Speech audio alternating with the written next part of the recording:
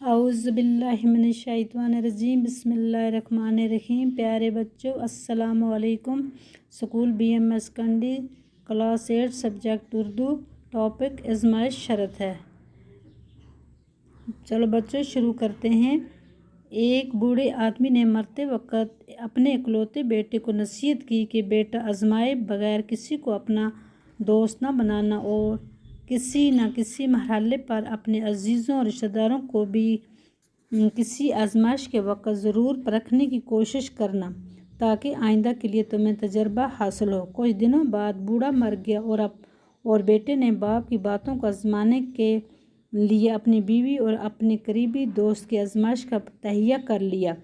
اس کا دوست بہت ہی چالاک تھا اور مقامی حاکموں کے لیے مخبری جاسوسی کا کام کرتا تھا۔ وہ اس نوجوان کے گھر بھی آیا جایا کرتا تھا کہ اس کی بیوی کو بابی کہہ کر پکارتا تھا۔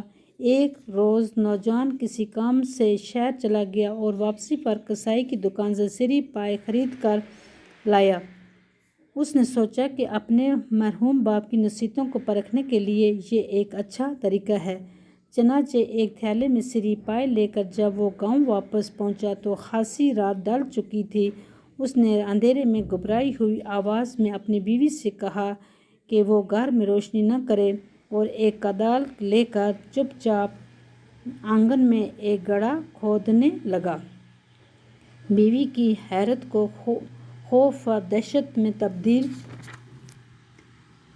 تبدیل کرتے ہوئے اس نے کہا کہ میں نے اپنے ایک پرانے دشمن کو قتل کر دیا ہے اور اس کی کھوپڑی کو انتقاماً اپنے آنگن میں دفن کرنا چاہتا ہوں۔ بیوی چپ چاپ گڑھا کھودتی رہی اور نوجوان نے اپنے ہاتھوں سے تھیلے میں رکھی ہوئی دشمن کی کھوپڑی کو دفن کر دیا۔ اس کام سے فارغ ہو کر نوجوان تو گہری نیند سو گیا، لیکن اس کی بیوی کو خوف کے مارے ساری رات نیند نہ آ سکی۔ صبح کو نوجوان کہیں کام کرنے کے لیے چلا گیا تو اس کا دوست جو سرکاری جاسوس تھا اس کے گھر میں داخل ہوا اور نوجوان کے بارے میں دریافت کرنے لگا۔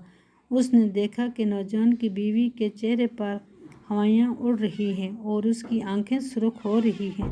پہلے تو وہ سمجھا کہ میاں بیوی میں کچھ ناچاکی ہو گئی ہوگی، لیکن یہ بات اسے خلاف معمول محسوس ہوئی اور اس نے پوچھ ہی لیا کہ بابی سچ مچ بتائیں کہ کیا بات ہے۔